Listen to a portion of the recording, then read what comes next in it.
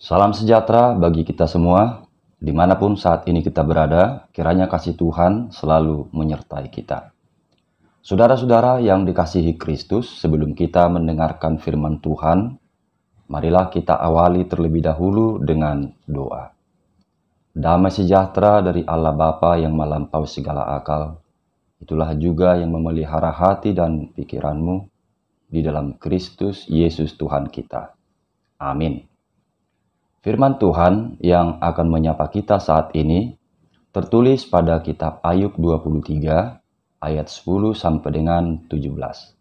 Dan saya akan membacakan isi nas tersebut untuk kita. Demikian dikatakan. Karena ia tahu jalan hidupku, seandainya ia menguji aku akan timbul seperti emas. Kakiku tetap mengikuti jejaknya. Aku menuruti jalannya dan tidak menyimpang. Perintah dari bibirnya tidak kulanggar. Dalam sanubariku kusimpan ucapan mulutnya. Tetapi ia tidak pernah berubah. Siapa dapat menghalangi dia? Apa yang dikehendakinya dilaksanakannya juga. Karena ia akan menyelesaikan apa yang ditetapkan atasku. Dan banyak lagi hal yang serupa itu dimaksudkannya. Itulah sebabnya hatiku gemetar menghadapi dia. Kalau semuanya itu kubayangkan, maka aku ketakutan terhadap dia. Allah telah membuat aku putus asa, yang Maha Kuasa telah membuat hatiku gemetar. Sebab bukan karena kegelapan aku binasa, dan bukan juga karena mukaku ditutupi gelap gulita. Demikian firman Tuhan. Saudara-saudara yang dikasihi Kristus, bagaimanakah kita menyikapi masalah atau penderitaan yang sedang menerpa hidup kita, terlepas dari ringan beratnya masalah yang ada? Mungkin jawaban kita masing-masing untuk itu bisa berbeda. Namun, mari kita coba dengarkan dulu ilustrasi ini. Suatu hari ada seorang pemuda yang mengalami bangkrut, gagal dalam bisnis. Sehingga pemuda ini pun kehilangan harapan, putus asa, dan ia berniat bunuh diri. Untungnya saat dia mau mengakhiri hidupnya, seorang sahabatnya tidak sengaja bermain ke rumahnya dan menggagalkan upayanya. Lalu sahabatnya itu mengajaknya untuk bertemu dengan seorang kakek yang bijaksana, yang kemudian anak muda itu menceritakan tentang permasalahan hidupnya. Lalu sang kakek itu pun berkata, "Datang lagilah besok dan bawalah sebungkus garam ke sini." Pemuda itu pun pulang, dan keesokan harinya dia kembali dengan membawa sebungkus garam. "Apa yang akan dilakukan dengan garam ini, kek?" Lantas kakek itu memberikan segelas air dan meminta pemuda itu memasukkan garam yang tadi dibawanya. "Oke, sekarang masukkan 1 sendok garam ke dalam gelas, lalu aduk." Kemudian sang kakek meminta pemuda itu untuk meminumnya. "Silakan kamu minum." Pemuda itu pun meminum garam tersebut dan tidak lama disemburkan sampai membasahi sekitarnya. "Loh, kenapa? Asin, kek?" kata si pemuda itu. Lalu sang kakek mengajak pemuda tadi untuk membawa sebungkus garam yang sama ke dalam kamar mandi. Di kamar mandi itu, si kakek sudah menyiapkan bak mandi yang sudah berisi air penuh. Kemudian sekali lagi si kakek meminta anak muda tadi untuk menaburkan 1 sendok garam yang sama ke dalam bak mandi tersebut. Dan kembali anak muda tadi diminta untuk mengambil air dan meminum air dari bak mandi itu. Setelah anak muda itu meminumnya, si kakek menanyakan, "Gimana rasanya?" "Nggak ada rasanya, kek." "Loh, kamu ini gimana? Tadi katanya yang di gelas kamu bilang asin, sampai kamu semburkan. Tapi sekarang kok nggak ada rasanya? Garam yang kamu cemplungin sama kan? Iya sama kek, jawab si pemuda. Takarannya juga sama kan? Iya kek. Loh, kenapa rasanya bisa berbeda? Kok yang di gelas rasanya asin? Kok yang di bak mandi rasanya nggak asin? Kakek tadi berusaha mengajak si pemuda itu untuk merenung dan memikirkan jawabannya. Lalu pemuda itu berkata, "Ya jelas beda dong, kek. Yang di gelas itu kan takarannya walaupun sama dengan yang di bak mandi, volume gelas itu lebih kecil daripada volume bak mandi. Gelas itu lebih sempit, bak mandi itu lebih lebar. Jadi 1 sendok garam di gelas itu jelas lebih kerasa daripada 1 sendok garam di dalam bak mandi. Makanya kenapa di gelas itu lebih terasa asin daripada di bak mandi." Mendengar jawaban itu, kakek itu pun tersenyum dan dia pun menjawab, "Nah, ini yang kamu alami saat ini. Masalah yang dihadapi itu sama. Setiap orang bahkan punya masalah yang sama atau bahkan ada yang lebih parah. Tapi kenapa ada orang yang lebih kuat menghadapi masalah dan ada orang yang merasa dirinya sudah tidak sanggup menghadapi masalah? Karena kapasitas otak dan hatinya itu berbeda. Kalau kamu saat kena masalah menyempitkan hati dan pikiran kamu, tentu masalah itu akan terasa sangat berat sekali dan menyakitkan. Tetapi saat masalah ada, kamu lapangkan hati dan pikiran kamu, maka kamu besarkan hati, kamu besarkan pikiranmu, maka masalah itu tidak ada rasanya. Sama seperti garam di dalam gelas dan garam di dalam bak mandi. Tergantung sekarang bagaimana kamu menyikapinya. Apakah kamu mau berpikir dan berjiwa besar, atau kamu menjadi pribadi yang berpikir dan berhati sempit, sehingga masalah itu menjadi tampak berat bagimu? Demikianlah si kakek bijaksana itu menolong si pemuda dalam menyikapi masalah yang sedang dihadapinya. Jika dari ilustrasi tadi, bagaimanakah kita menyikapi penderitaan atau masalah yang menerpa hidup kita? Apakah seperti wadah gelas tadi atau seperti wadah bak mandinya? Silakan kita jawab dalam hati kita masing-masing. Saudara-saudara yang dikasihi Kristus, berkaitan dengan itu jugalah yang disinggung oleh nas khotbah ini kepada kita. Bagaimana kita menyikapi penderitaan atau masalah yang terjadi dengan belajar dari pengalaman Ayub. Saudara-saudari yang dikasihi Kristus, sebagaimana yang disaksikan oleh Alkitab, Ayub adalah seorang yang saleh dan jujur. Ia takut akan Allah. Ia menjauhi kejahatan. Dan bila kita menghubungkan kehidupan Ayub dengan harapan atau kerinduan orang Batak yang sering disingkat dengan Toluha atau 3H, yakni Hamoraun, Hagabiun, dan Hasangapun, maka harapan itu lengkap kita temukan di dalam kehidupan Ayub. Ayub adalah seorang yang kaya akan harta, punya anak laki-laki dan perempuan, juga dihormati, terlebih karena kesalehannya. Jadi Hamoraun, Hagabiun, dan Hasangapun itu lengkap dimiliki oleh Ayub. Tetapi pada suatu waktu Allah mengizinkan kecemburuan iblis menguji Ayub.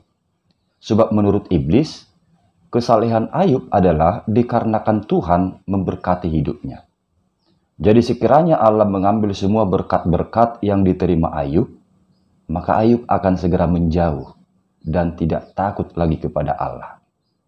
Demikianlah iblis melihat alasan kesalehan Ayub itu. Tetapi Tuhan tahu betul bahwa kesalehan Ayub bukanlah karena seperti yang diduga oleh iblis. Namun, supaya iblis tahu bahwa apa yang dia duga itu adalah salah, Allah pun mengizinkan si iblis menguji Ayub. Maka sejak itulah Ayub mengalami penderitaan yang bertubi-tubi. Semua hartanya ludes, anak-anaknya semua meninggal, kemudian sekujur tubuhnya ditimpa penyakit parah, mulai dari telapak kakinya sampai ke batu kepalanya.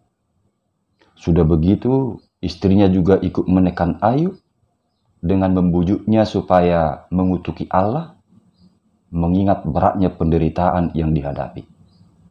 Kemudian ditambah lagi tuduhan dari sahabat-sahabatnya, yakni Elifas, Bildad, dan Zofar. Mereka bukannya memperingan beban penderitaan Ayub, malah menuduh Ayub bahwa penderitaan itu adalah karena dosanya.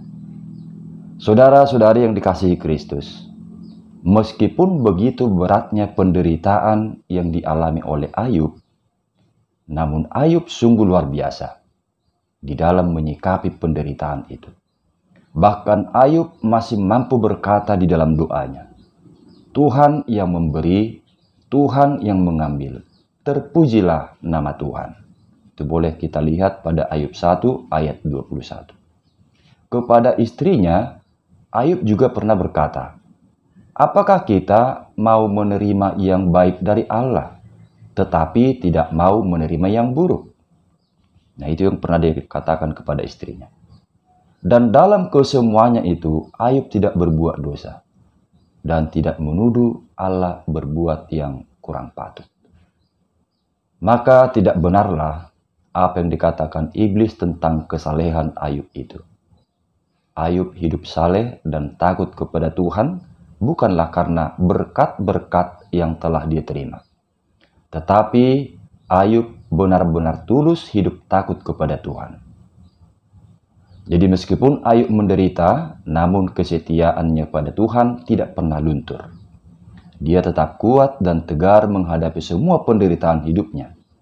Dan pada nas khotbah ini, Ayub menyaksikan bahwa apapun yang terjadi dalam hidupnya, Tuhan mengetahuinya. Tidak ada yang tersembunyi di hadapan Tuhan, sebagaimana yang disaksikan pada ayat 10 tadi. Dan Ayub melihat penderitaannya itu adalah sebagai proses untuk memurnikan imannya. Bagaikan emas yang dilebur dan dibakar sehingga timbullah emas murni. Itu makanya Ayub tidak menyerah, tidak putus asa di tengah-tengah penderitaannya yang begitu berat. Saudara-saudari yang dikasihi Kristus, Ayub mampu tegar dan melihat penderitaannya itu bagaikan emas yang dimurnikan. Tentu tidak terlepas dari kesetiaannya mengikuti jalan-jalan Tuhan dan berpegang pada firman Allah, sebagaimana yang disebutkan pada nas khotbah ini, yakni pada ayat 11 sampai 12 tadi. Itulah tips yang dapat kita perhatikan dari hidup Ayub, sehingga dia mampu bertahan dan melihat penderitaannya itu bagaikan emas yang dimurnikan di dalam hidupnya. Dan Ayub juga menyaksikan bahwa penderitaan yang dia alami adalah seturut dengan kehendak Tuhan. Dan apa yang telah menjadi kehendak Tuhan, maka tidak ada yang dapat menghalanginya. Demikian jugalah penderitaan Ayub, tidak ada yang dapat menghalangi, karena itu telah ditetapkan Tuhan bagi dirinya. Allah tidak pernah berubah.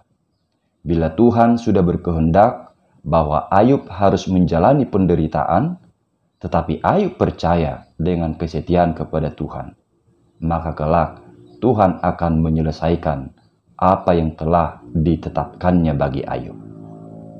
Artinya di balik penderitaan itu, Ayub percaya bahwa kelak Tuhan akan memulihkannya kembali. Dan itu benar terjadi, bahwa setelah melewati proses penderitaan yang begitu berat, hidup Ayub kembali dipulihkan Tuhan. Dan Ayub telah menjadi salah satu tokoh di dalam Alkitab yang patut kita teladani, khususnya dalam menyikapi dan memenangkan penderitaan hidup. Saudara-saudari yang dikasihi Kristus, tentu kita harus akui bahwa penderitaan atau kesusahan hidup bukanlah hal yang mudah untuk kita hadapi. Sebab tidak sedikit orang yang menyikapi penderitaan itu seperti gelas yang ada di dalam ilustrasi tadi. Karena menyempitkan hati, pikiran, terlebih iman, maka penderitaan itu makin berat, bahkan menyakitkan. Apalagi bila seseorang merasa bahwa hidupnya sedang berada di titik terendah karena penderitaan yang terjadi.